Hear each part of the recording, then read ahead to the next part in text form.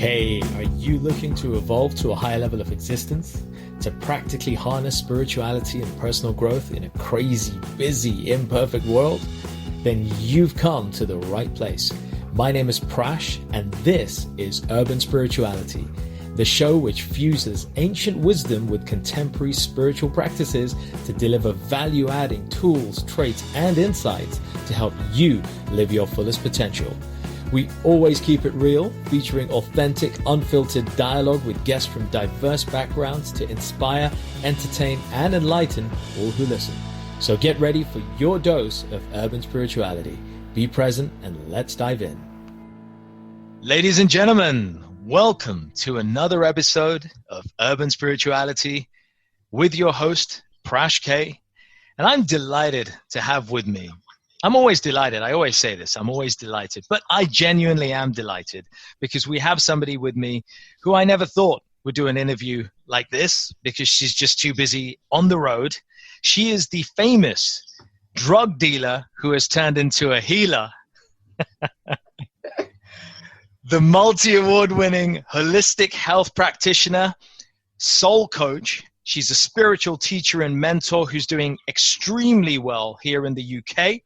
She's an intuitive relationship healer and a public speaker. Please show your love for the one and only Raspreet Sagu. Thank you. Thanks for having me on the show, Prash. It was really nice to be invited to speak. And I'm really looking forward to this podcast. Raspreet, I'm just happy that you came along. And first of all, let's get something right clear off the start. Tell us about your drug dealing. Okay, so the drug dealing, that's something that I've heard before. So I'm a professional drug dealer. Well, I was a professional drug dealer. I'm actually a pharmacist by profession. So I left my drug dealing days a few years ago, about 2.5 years ago, to embark on a completely different journey. So you were a drug dealer, a professional drug dealer, a pharmacist. I was jesting, of course. But one thing we cannot jest about is that you live, from what I have learned, in a very, very dangerous area with warfare, gang fights, murders, all kinds of things happening. I think they call it East London. That's right. That is correct. I am based in East London. My practice is in East London, but I actually work internationally. So I work with clients from all over the world. It's not just the delinquents of East London that I deal with. I do work with people from all across the globe. Let me throw something at you, and I know that we hadn't planned this, but hey, that's how we roll. Quick question. Mm-hmm. Do you save lives or do you spare lives? I wouldn't say I do either. I empower lives. I empower people to create the life that they want. So I don't save, because if I'm saving them, people are waiting to be rescued and they're giving their power away. Mm-hmm. I actually give them their power back so that they can save themselves. How important is empowering oneself versus lending somebody a hand? Surely there's got to be a balance here, because you teach a person to fish and they can fend for themselves and all that, but surely there's got to be some sort of critical mass that you've got to provide people before they can sustain themselves at another level. Absolutely. And so that's where the whole word empowerment comes along. It's empowering is about teaching, coaching, mentoring. So you're not allowing people to depend on you. So what I do, like within my practice, I actually help people to awaken their own innate abilities. So we live in a universe of choice. It's a yes universe. And sometimes what we do as beings is we choose not to acknowledge that power that is within us, innately within every single one of us. And so what I come along and do is I help you to remember So that power, these abilities that you have, they've always been there. And all I'm doing is facilitating you to remember how powerful the infinite being that you truly are.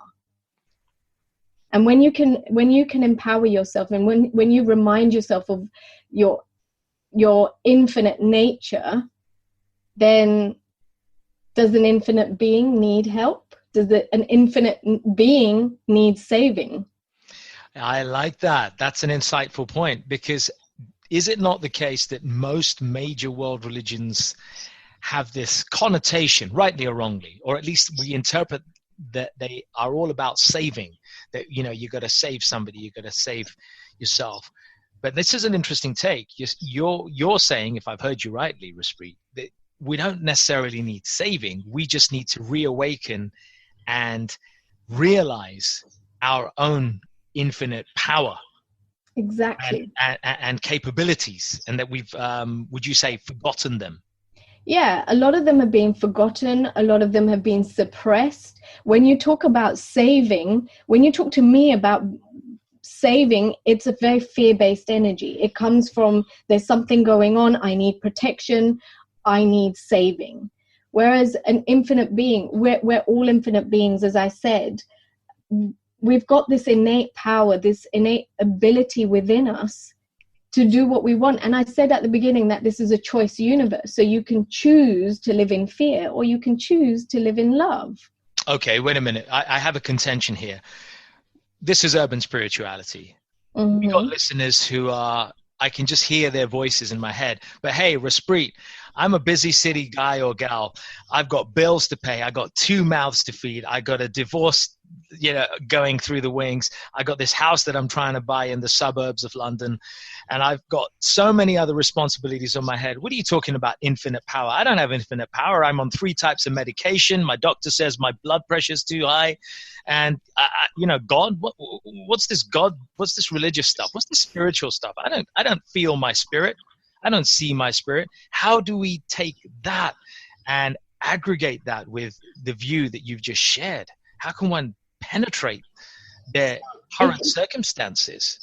Okay, so everything that you're going through, believe it or not, you create it. And I have clients and students coming to me all the time saying, well, if I'm this infinite being and I'm so all powerful and I can choose what I want in my life, why am I creating all this crap, right? Mm-hmm. Well, the thing is, you are, whether or not, we're all great manifestors.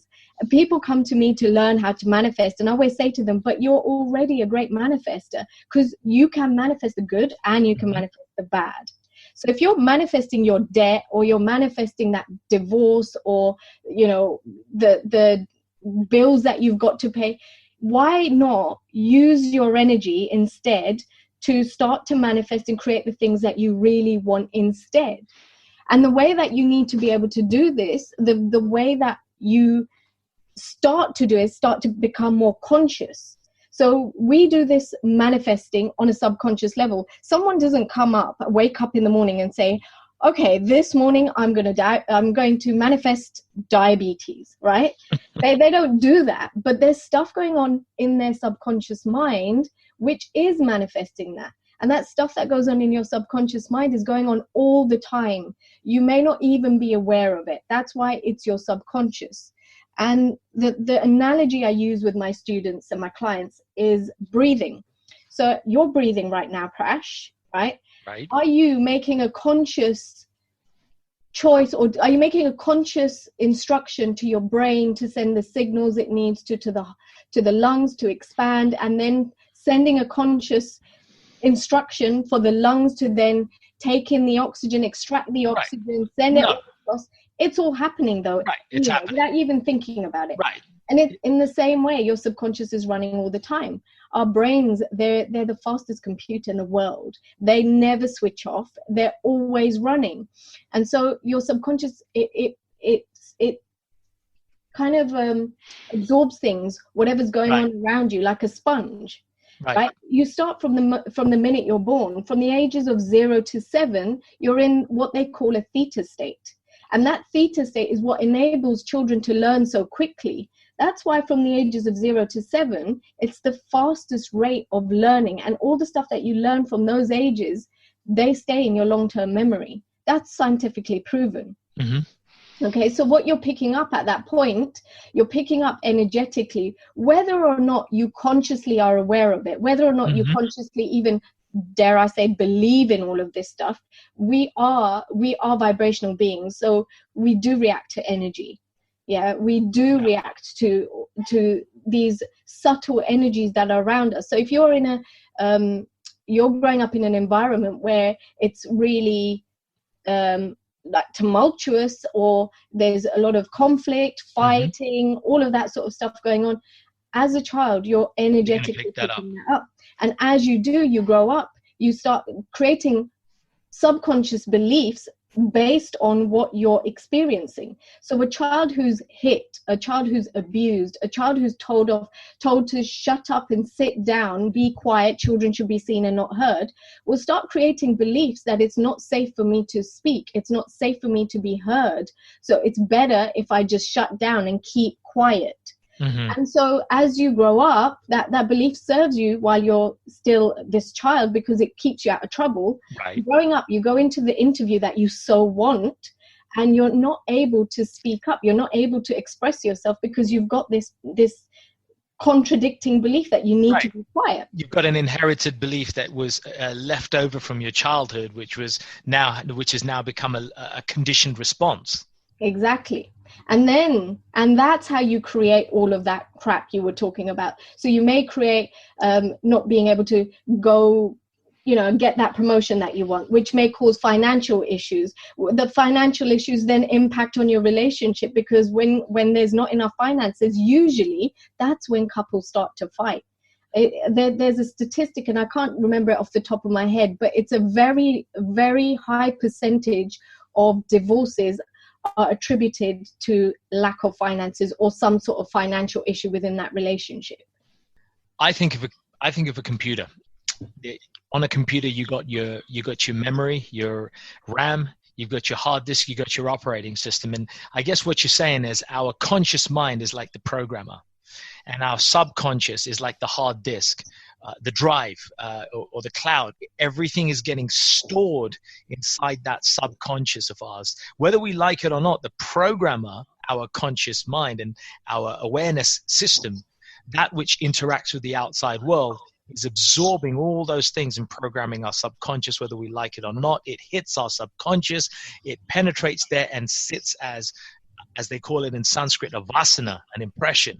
And once it's in there, if I'm hearing you right, it's coming out at times when we don't even want it to come out. It comes out when when it doesn't even serve us, and yet it seems to come out. Why does it come out when it doesn't even serve us, Raspreet? Why is it just coming out, throughout our years and years and years? That's a great question. So our brain is really, really clever, like I said to you before, and it never, ever holds up. We call them negative beliefs, right? We think they're negative. So it's a negative belief to say you shouldn't be heard, or it's unsafe for me to be heard.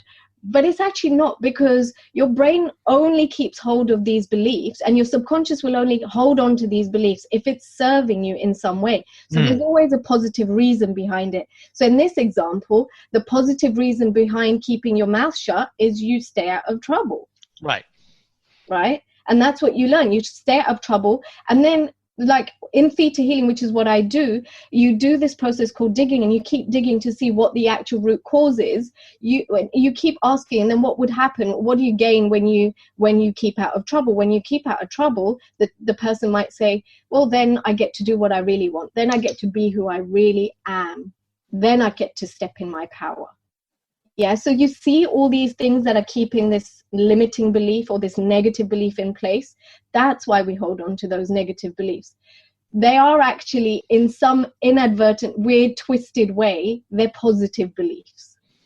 I'm compelled by the wise words that are coming out at the moment, Raspreet, because I know that some of the stuff that we're hitting on is going to go over people's heads, either because it's too much to intellectualize, or it's actually too sore for them to consider because there's too much truth in it, and it's just more convenient to bypass it.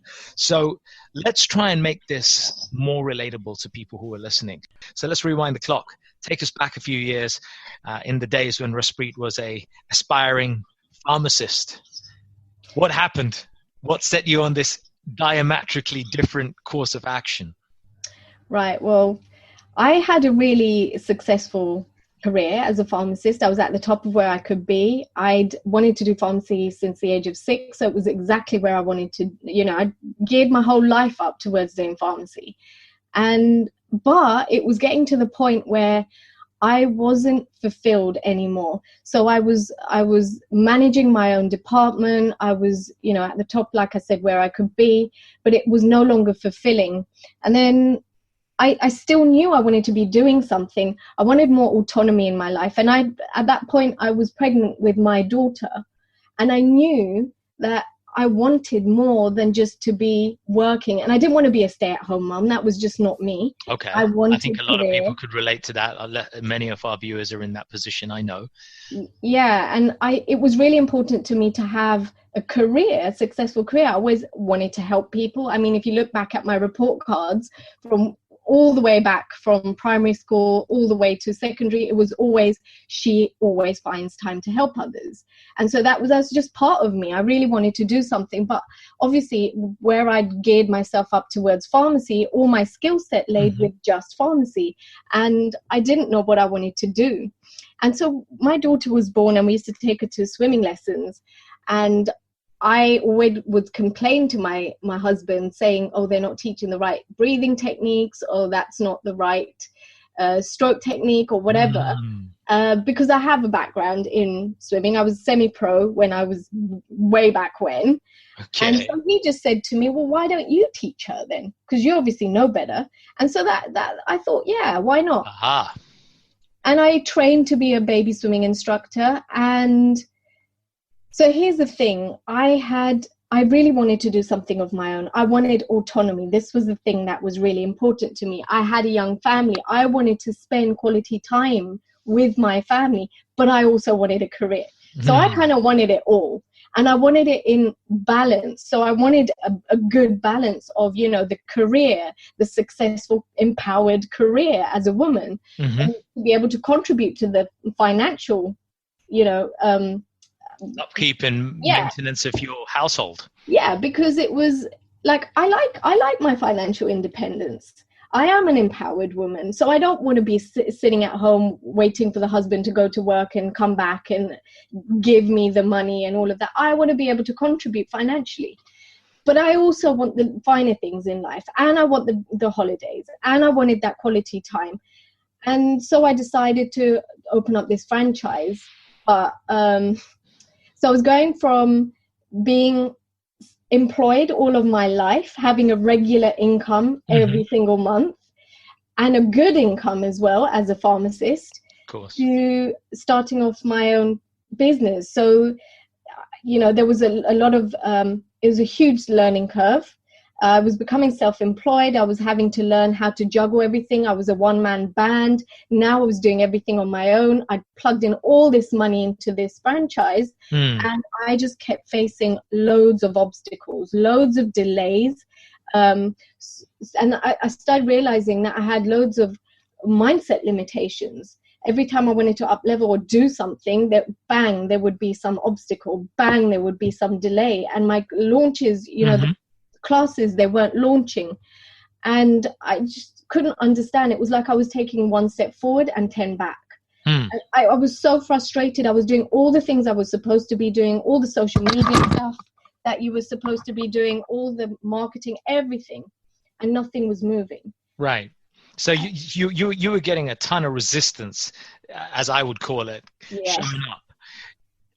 Entirely unwarranted, of course, but it was just coming nonetheless. And you thought that at the time that you were doing the right thing and taking the right steps. Maybe you were doing everything by the book that you were shown by experienced people, and yet you were still coming up against resistance. Yeah. That's what I'm hearing here. Absolutely. Okay. So that was a junction point where you could have said, all right, sod this. Why am I putting myself and my family through all this stuff And me being a grumpy old so-and-so, when I could just go back to pharmacy, get a decent paycheck, and get the childminder in. Why didn't you do that? I almost did. There were many points at that point where I thought, I think I'm just going to go back to pharmacy because this ain't working. But then there's another part of me which is like, no, I'm going to make it work because I really want this. I really want this. And I knew it was going to be hard work. I was under no illusions that was going to be easy. But I just didn't know where I was going wrong. I didn't know what was happening. And at the time, I wasn't into any of this energy stuff, or not that I wasn't into it. I wasn't aware. I wasn't aware as I am now. And that's actually when I fell into Theta Healing, funnily enough. I came across Theta Healing and I would see it. And you know what, the universe has this funny old way of guiding you to where you're supposed to be, but you need to take care of the signs. So when I was getting these signs, I would see the word Theta Healing everywhere and I would disregard it. And I then finally decided, what is this Theta Healing? For the umpteenth time, I'd scroll down my Facebook and there it was again, this word Theta Healing. And I thought, what is this Theta Healing? Clicked on the link, read about it, and I read about all these subconscious limitations that could be blocking you in your love life, in your business, in your career, with your finances, with your health. And I thought, you know what, this sounds really interesting. Now, I've always been open-minded, so I thought I'll book in a session and see how it goes. And I went into this session and I was never the same. My whole perspective on life changed from that one session. I went in obviously with my business problem. So I was stuck in my business and I went in with help for my business. But I actually found after that session, my health was starting to improve. I found that my relationship with my husband was getting better, although we'd always had a really good relationship, but we were suddenly communicating a lot better. We got a lot closer. And loads of little things. And obviously my business started to pick up. So I thought I'm going to enroll in some of the Theta Healing classes because I wanted to keep up the momentum, be able to empower myself to be able to continue with this work. It was purely for self-development. I never had the view to be doing this for a living at that point. So I did. I enrolled in some of those classes and it was very early on. I used to do sessions for my friends and family. And I had a session with one of my cousins overseas and she'd broken out in hives.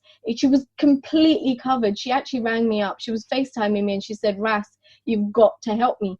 Do that witchy woo-woo stuff, she said to me. Whatever that Theta Healing stuff that you do, maybe that will sort it out. Because she was told by the doctors she needed to go on steroids for a long, long time.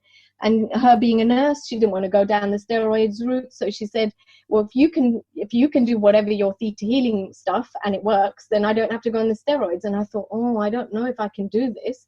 But we did a half-hour session. And she phoned me up the next day, not even 24 hours later. And she was like, Ras, I don't know what you did yesterday, but it's gone. And she FaceTimed me and she showed me her body. And I was like, I was probably more shocked than she was. I was like, oh my God, it's actually disappeared. And so she was like, you need to be doing this for a living, Ras. This is amazing. And so it was like little things like that. I would work with close friends and family. I would have these types of results. I was helping people with their relationships, all sorts of stuff.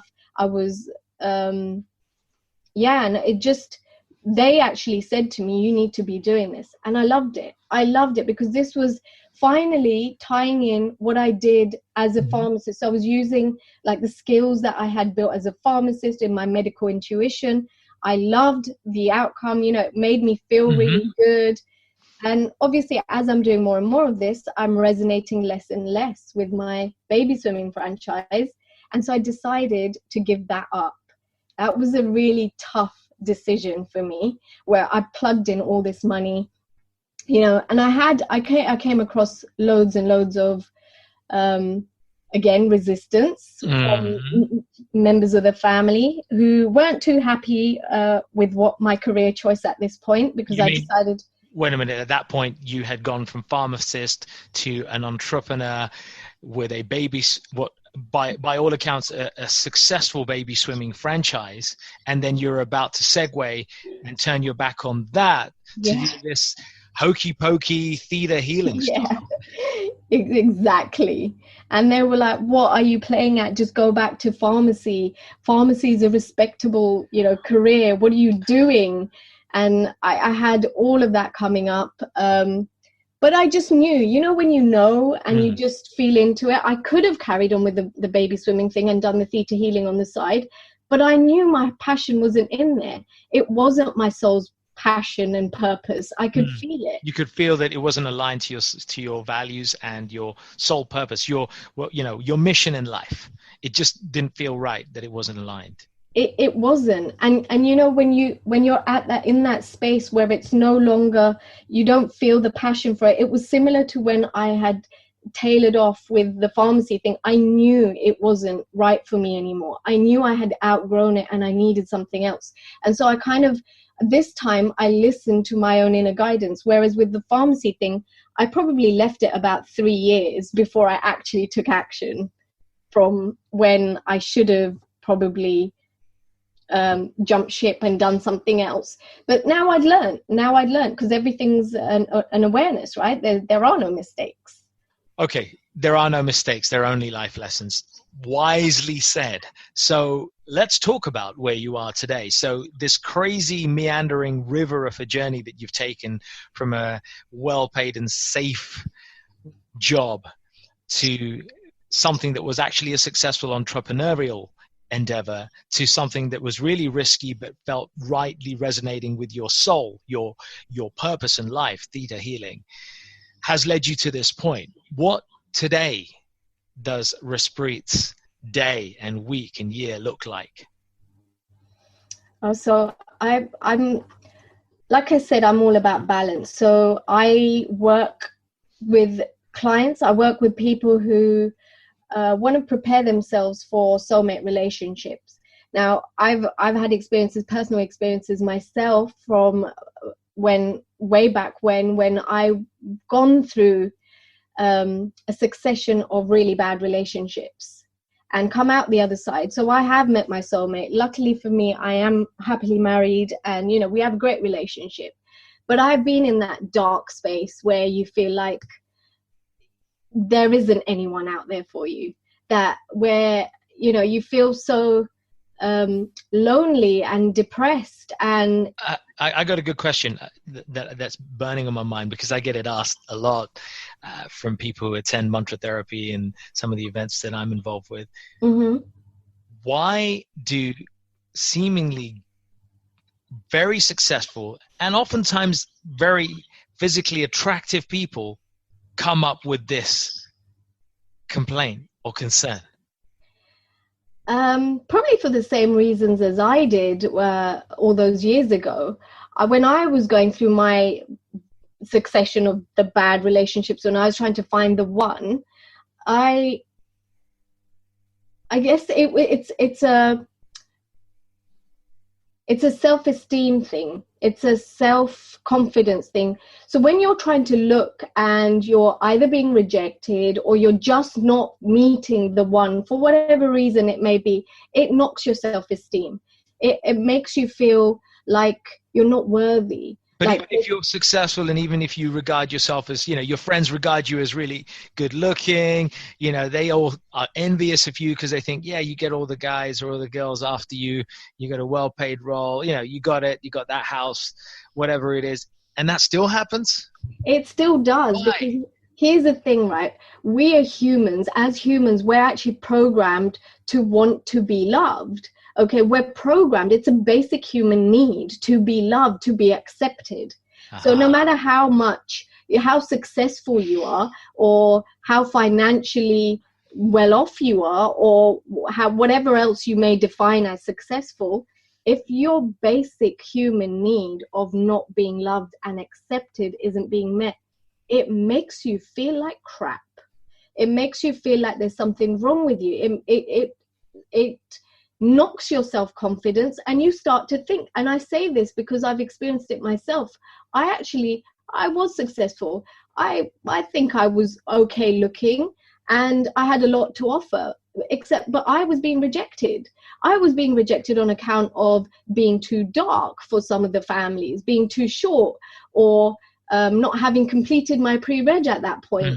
So although I was going to be a pharmacist, I hadn't done it at that point. And so it was like, and a lot of men, they face this as well. They need to have holding down a respectable job. You know, when I met my husband on our first date, he kept saying to me, "You do know that I'm a heating engineer?" And I went, "Yeah." And he went, "But you're a pharmacist." And I went, and he went, "Are you okay with that?" And I went, "Yes, why wouldn't I be?"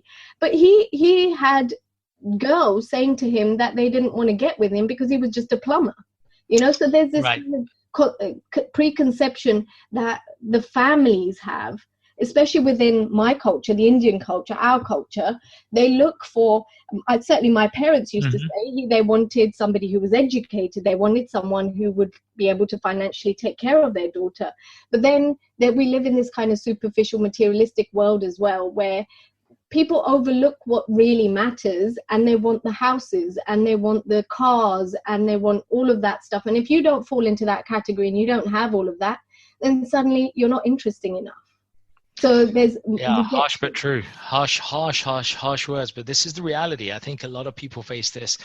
Countless people, and it's not just a phenomenon that's just, you know, confined to the UK. Anywhere in the Western world, I think there is this disease, if you can call it, of external judgment. And here's the thing, Raspreet, we're not born with this, right? No. This is this or is this not conditioning?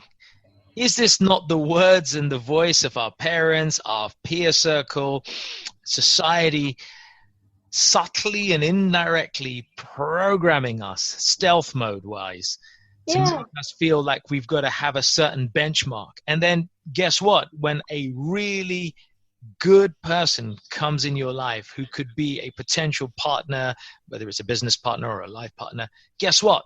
Your conditioning makes you overlook them or disregard them. Yeah. So there's two aspects of it. It is definitely the social conditioning. The films, you know, they're romanticized what love really looks like. And I like the idea of a happily ever after, but even a soulmate relationship isn't all plain sailing. Let's face it. Yeah, soulmate relationships are about growing and evolving with one another. They're about enabling the other person. And that often comes with triggering the other person to be able to grow, to evolve and all of that. But they don't show you that in the movies. And you're absolutely right. But coming back to that point, it is social conditioning, but also your subconscious. Again, your subconscious comes into it. So the judgments that you have, what do you perceive as a good relationship or a decent partner? You know, what have you witnessed happening with your parents' relationship or growing up, or the people around you growing up? You know, if you've been through abusive or narcissistic relationships, that's going to shape and that's going to create barriers for you. So, you know what we spoke about at the beginning about these subconscious beliefs that we say are negative, but they're actually there to protect you. So someone like I have been in an abusive relationship, and I had beliefs that were blocking me, that I would sabotage something good when it came along. So when I met my now husband, it was almost like my brain couldn't conceive that this person was willing to take me for who I was. You know, he was willing to accept me. I had all this rejection before I met him, being rejected for whatever it was I was rejected for. So I was thinking, I know I wasn't thinking this on a conscious level, but on a subconscious level, it was like, I better sabotage this and get out of this before he rejects me. So, you know, I see it a lot in my clients now. They'll meet someone really, really good for them. And what they'll start doing is they'll start sabotaging themselves. And it's really subtle. It's not like they directly go out to sabotage themselves. It just happens. Something will happen. They'll create fights or conflicts in that relationship to break it down so that they can get out before they're rejected. Yeah, got it. That self-sabotage machinery, that famous gremlin that just kind of kicks in at the worst time. And sometimes you don't even realize that it's kicked in, right? We actually even justify our reaction or our reason to terminate a relationship or what it is. We actually think we're doing the right thing, but actually it's just self-sabotaging. Let's go. Yeah. We don't even realize it. What a shame. So clearly this is some compelling wisdom. I dare say learned through some hard lessons. So would you dare to indulge us, Raspreet? Share with us a screw up or an episode in your life that you regret. Okay, well, I now am aware that there are really no screw ups. Okay. There are no real mistakes, but I didn't for the longest time. Okay. And I guess if there was one thing that I used to beat myself up about, it was about staying in a relationship that I knew was abusive and manipulative. I was well aware when I was in that relationship that I was being used and abused. I was being sidelined and, being taken away from all my friends and family, completely being controlled and manipulated. But I knew this. And what kept me in this relationship was my lack of self-respect, self-esteem, all the rejection that had come before. I was at that point, I just wanted to be loved. And the way that I used to justify it to myself while I was in that relationship was, well, at least this guy wants to spend some time with me. There was this, I always used to describe it as he'll throw a crumb and I'll go running.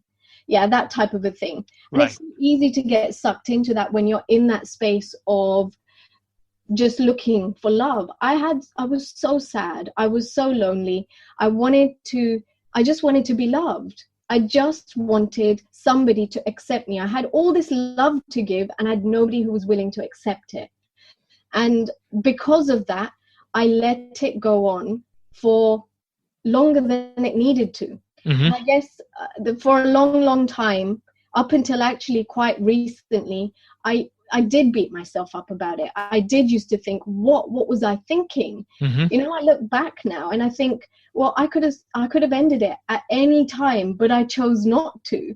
And this is the thing, when you're in that space, where you're just so desperate to be loved and to be accepted, have that basic human need met, you will do anything and you'll overlook a lot. Right. You'll overlook a lot. And I guess that would be one of the things. But I've since learned everything happens for a reason, right? You meet people for a reason. There's certain lessons that you had to learn. And certainly from that relationship, I learned so much. And from all the other relationships I had previous to that. And everything that I learned through my own life's journey, that I've learned through taking Theta Healing, the access consciousness that I do, all of the things that I do now, the tools and techniques I use that have all helped me, it's given me loads of insight. It's given me some great experiences. It led me directly to doing what I do today, my soul's passion and purpose. I now help women who are going through that. I now help women. And the thing is, when clients come to me, I can identify and relate to them because I've been there, I've done that. And I think it makes them feel safe talking to someone who has actually been through it herself. And I'll come out the other side. So, it was a mistake, but what was the outcome for all those mistakes was now I live my dream life because I saw all the crap that I didn't want. And it kind of empowered me to decide and have some clarity on what I did want, actually. And so I've created the perfect balance for me. And what you got to understand with the perfect balance, I always talk about this, everyone's idea of success or balance or the right work-life balance is different. So what's good for me might not be good for you, and that's okay. But my experience certainly have helped me to gain clarity on what I really wanted. So those mistakes really did help me. And then once you've gained clarity on what you really want, you can take the next steps to actualize what you want. I have a question then. Those lessons that you learned, for our listeners out there, what would be one or two ways that they can recognize situations like that better and kind of wake up, smell that coffee when they may either be kidding themselves or completely illusioned and not even aware that they're in such a situation? Right. So one of the things is you've got to think, would this person do the same thing for you as you do for them? Right? And if the answer is probably not, then you've got to question. You've got to start questioning yourself. And it's really easy to overlook and justify. Like, I used to do it all the time. I used to be like, oh, but he's busy at work, or he can't do this because of X, Y, and Z. But actually, I was busy at work and I still made time. You know, so you have to start seeing what they're putting onto the table for you. So, but you can't do that until you learn to love and accept yourself first. So at that point, I guess that I had rejected parts of me. I had bought into this lie that I was damaged goods, that all these people rejected me and that I was not going to get anyone else. Right. So I was holding on to that. So, you know, when you think that you're worthless, yeah, you're reaching out for love elsewhere, right? This is, I mean, you know, well, am I going to sit here and lie that I wasn't like that? No, I was like that. There was a point in my time where I was feeling a lack of love, and I was reaching out. I was grasping out for love from any direction I could get, right? So I was looking out there for love. And this is the point that I think a lot of people don't realize, that they're in a given relationship looking for something that actually is going to come from themselves first. Absolutely. It all starts with the most important relationship that you'll ever have in your life, and that's the relationship that you have with yourself. So, you know, when you don't love yourself, when you're not respecting yourself, when you don't value yourself, the people around you follow suit. So you kind of have to guide them to what you want. So if I always often joke with my clients and my students, I always say, listen to your self-talk. Yeah, when you look in the mirror, what do you say to yourself? I'm too fat, I'm too thin, or you know, even in conversation we have with each other, where was that? Oh, I'm so stupid, I did this. I'm so dumb, I shouldn't have done that. You know, that kind of self-talk. And I always say to them, if you spoke to a young child the way that you speak to yourself, you'd be done for abuse. Right? Wow. So self-abuse, this self-punishment energy. And while you're doing that to yourself, you're going to allow others to do that. You're giving them an opening to abuse you, to overstep your boundaries, to take advantage of you. But if you value yourself, if you respect yourself, if you actually love and accept yourself, warts and all, then you won't allow another person to do anything less. So I always say, whatever is going on internally will be reflected back at you. Right. It shows up in the external world, right? So I think that's and it goes back to your point, does it not, about manifestation, that we are all manifestors. You know, what did Buddha say? One of Buddha's famous sayings, that manifestation begins as an idea in a person's mind. Our thoughts become our reality, right? I mean, the law of attraction thousands of years back, articulated by Lord Buddha himself. And this is very much the case, that if we are the creators of the outer environment, then our inner environment needs to be sorted out. Otherwise, we're going to keep creating stuff that's going to show up that's not good for us. Absolutely, exactly that. So tell us about, I mean, this is an epidemic. What, therefore, are you doing in the present time? What is your current role and work that you're doing to address the situation? So with me, I teach Theta Healing, and I personally found the two things that have helped me the most, and I've tried several different things, but the ones that I found helped me the most and I resonated most with was Theta Healing and Access Consciousness. And both are really, really good to help you to identify what's going on in your subconscious mind. Theta Healing is brilliant. It's a brilliant tool to start to bring into your conscious awareness what is actually going on in your subconscious. Because when you can align your subconscious with what you consciously want to create, then everything just is so much easier. Like, you know, you can create whatever you like. What you're consciously trying to create suddenly starts to become a lot easier. But it's about getting that awareness. And through Theta Healing, I found that it opened me up to this awareness, to what was going on in my subconscious mind. And now I find what I can do is, if something's happening, because guess what? This is life. Stuff happens, right? There's dramas all the time. It's about getting yourself out of the drama of the situation, taking a step back, and then looking and asking yourself, why am I creating this? Instead of blaming others, because we do it all the time. We blame the government, we blame our teachers, we blame our partners, we blame our family, our parents, and all of that. But actually, if you step back and you think, why am I creating this? What does my subconscious get out of this? Yeah. And then you can start to sort things out. Then you can start to have that spring clean, the internal spring clean that's going to allow you to create the life you really want. That's going to allow you to resolve the conflict that's going on in your life. Let's talk about goosebump moments. Give me one on this long and thorny road that has led you to the rose garden that you now stand in. Well, the goosebump moment was, I'd seen this word Theta Healing everywhere, and I actually had a dream, and it was my late granddad. And in that dream, I remember he was taking me up this rocky, I remember the dream vividly, even today. He was taking me up this rocky mountain thing. And when he died, when my granddad was alive and he died, he actually had his leg amputated because he had gangrene. And I remember in my dream, he was reaching down to me, holding his hand out, saying, are you ready to climb this mountain with me? And I looked up at the mountain and I went, yeah, I'll be fine, but are you going to be okay? Because I'm thinking about his leg. Right.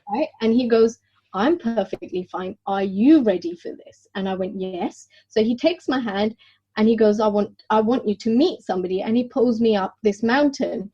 And we get up to the mountain and there's this barbecue. It was really weird. It was a barbecue. And he came over and he introduced me to some lady.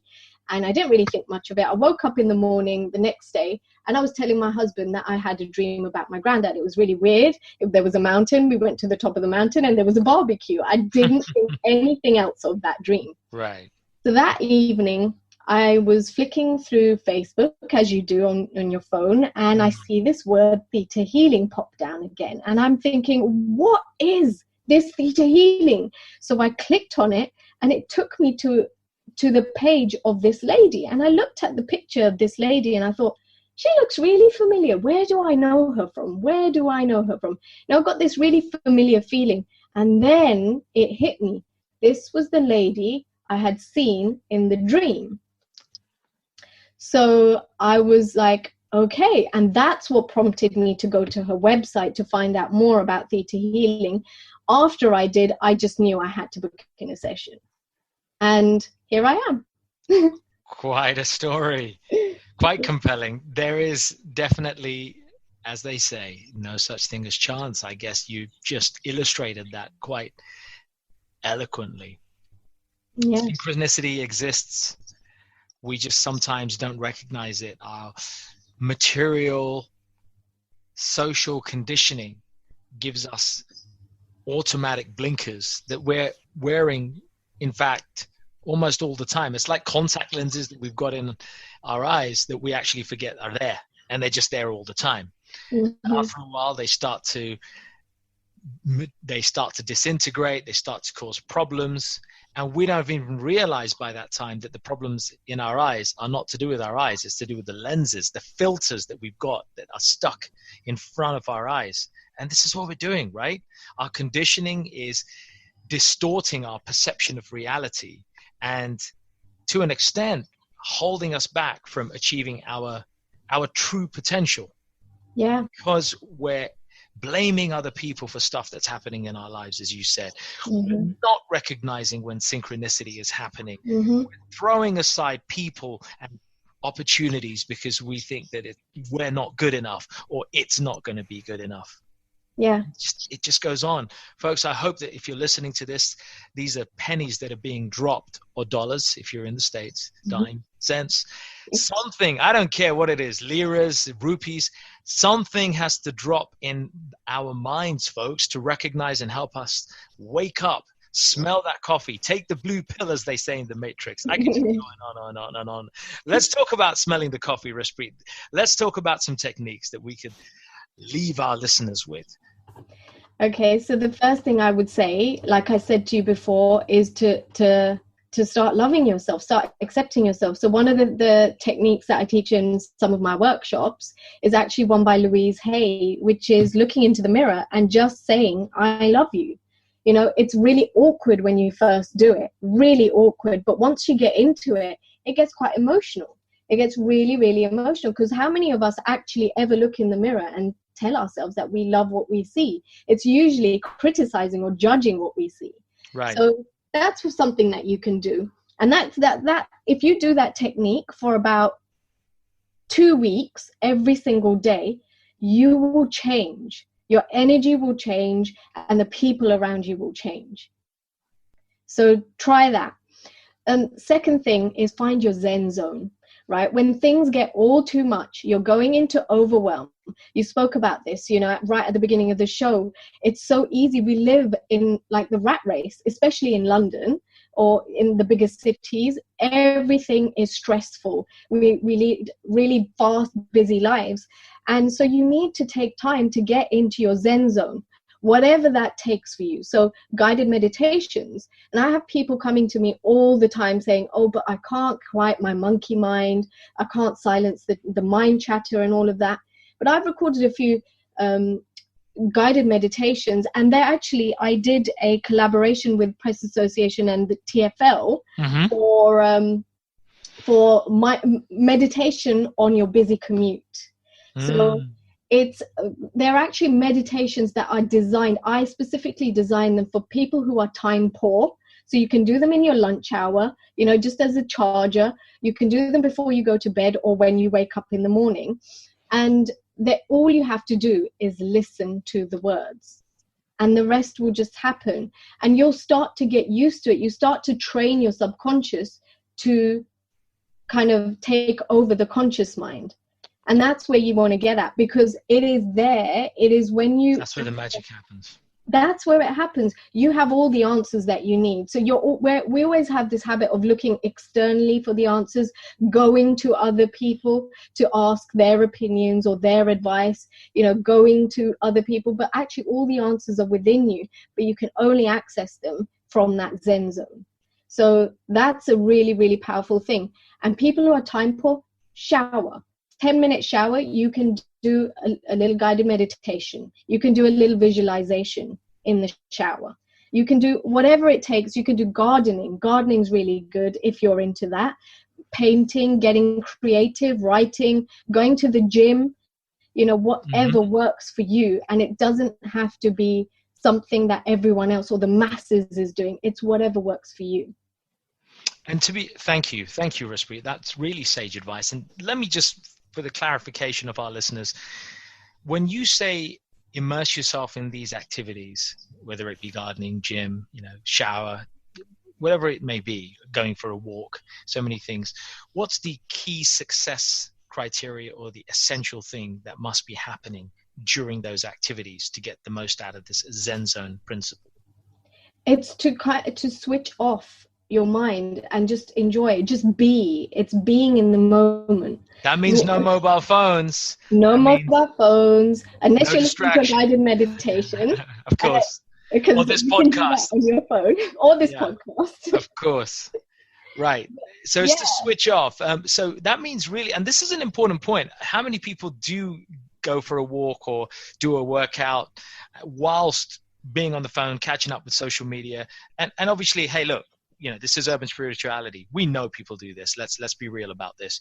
We're not asking people to stop doing this. We're just saying, take 10 minutes, 15 minutes out where you actually, just for that short time, pause that stuff and just be in that present time. Is that the gist? To be that is it. It's about getting into the present moment. You know, when you're living in the future, you start getting anxious because you're working yourself up. You're getting into this fear-based energy of stuff that hasn't even happened. And if you're living in the past, you're working yourself up about stuff that has already happened. You can't do anything about it. So this is more just about spending that 10 minutes completely being present, because it's from your present. When you're present, that's when you can create. Thank you for those pearls of wisdom. As always, we always want to make sure that there's some takeaway from every one of these episodes that people can take, embrace, and start to use. Folks, I hope those small nuggets are going to find their way into your daily lives. Raspreet, tell us how we can find out more about you, your stuff, learn from you, follow you, not stalk you, just follow you. So you can check out what I do on my website, which is www.divinesacredsoul.com. You can follow me on Facebook under Divine Sacred Soul, or on Instagram, and I'm under Raspreet Sagu. Okay, so you're going to be around to stay. Yeah. There's a lot of people, and I was about to say there are a lot of people that need saving, but let's rephrase that here in this show. There are a lot of people that need help to be woken up to their true potential inside them, right? Yes. And we are going to do that.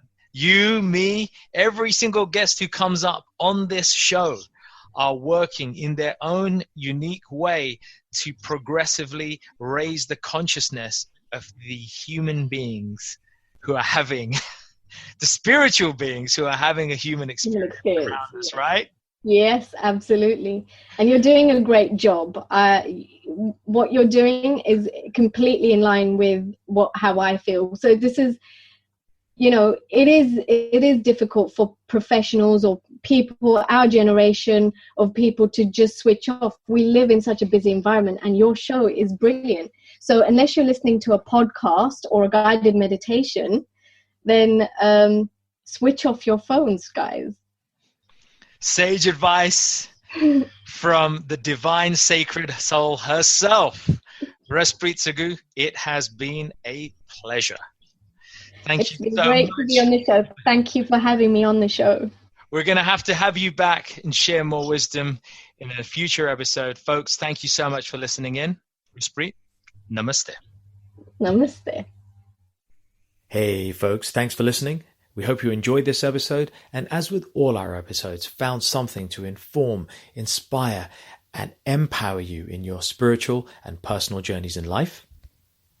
As always, if you enjoyed it, feel free to leave a little love through your ratings and comments, share it with those who you care about, and take your personal and spiritual evolution to the next level by joining us on one of our events, workshops, or retreats. Find out more about us at mantratherapy.co.uk.